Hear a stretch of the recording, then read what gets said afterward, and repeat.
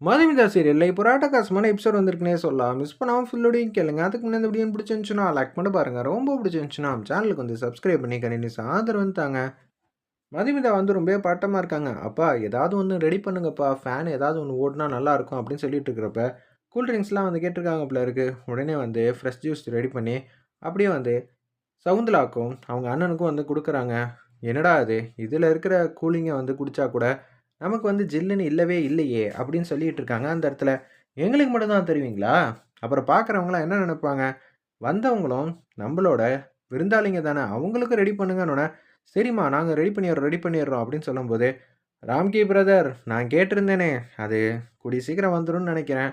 திருப்பி அவங்க ஃப்ரெண்டுக்கு வந்து கால் பண்றாங்க. கால் பண்ணி, "இது மாரி கேட்டிருந்தேனேப்பா, என்ட்ட கொஞ்சம் தான்ப்பா ரெடி பண்ண முடிஞ்சிச்சு. நீ கேட்ட எல்லா பணத்தையும் ரெடி பண்ணணும்னு தான் நானும் நெனச்சேன். ஆனா என்னால முடியல. இருக்கிறத தரேன் வாங்கிக்கங்கிற மாரி, அந்த இடத்துல ஒரு ரூ. 10 தான் ரெடி பண்ண முடிஞ்சுச்சுங்கிற மாரி சொல்றாங்க. பரவால்லப்பா, ஆத்திர அவசரம்ன்னு கேட்டோனே, நீ ரெடி பண்ணி குடுத்தல்ல, அதுவரைக்கும் சந்தோஷங்கிற மாரி தான் அந்த இடத்துல வந்து பேசிட்டு இருக்காங்க.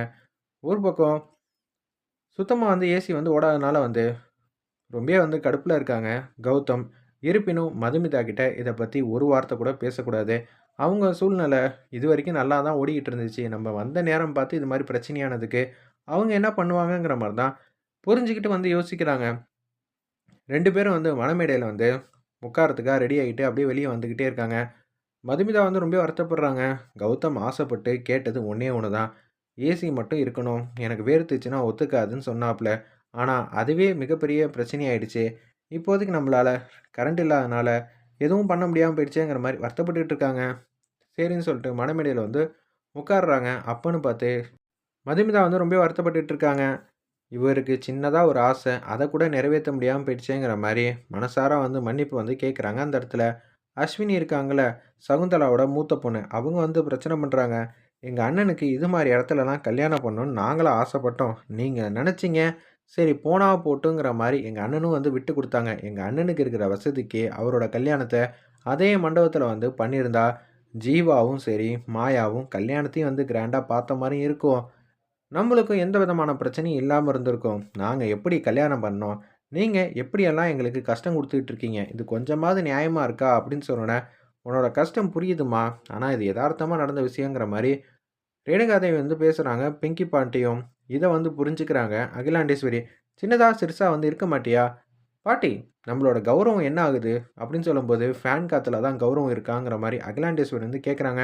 "அண்ணன் ரொம்ப கஷ்டப்பட்டுட்டு இருக்காருல்ல. இது எல்லாத்துக்கும் உங்க பேரனுக்காக தான் கேட்குறேன். ஆனா, நீங்க என்னைய வந்து சத்தம் போடுறீங்க" அப்படின்னு சொல்லும்போது, "மணமேடையில அண்ணன பாருங்க" அப்படின்னு சொல்லும்போது, அவர் ரொம்ப கஷ்டப்படுறத வந்து பார்த்துட்டு இருக்காங்க அந்த இடத்துல. ஒட்டுமொத்த குடும்பமும். "நீ சொல்றதெல்லாம் வாஸ்தவம் தான். அவங்க என்ன பண்ணுவாங்கங்கிற" மாரி தான் அகிலாண்டேஸ்வரி பேசும்போது, "விடு. இது எல்லாம் நமக்கு புடிச்சவங்களுக்காக விட்டு குடுத்து போறது தனி சுகம் தான். அதுல எந்த பிரச்சனையும் இல்ல. அவங்களா வேணும்னு இது மாரி பிரச்சனை பண்றாங்க.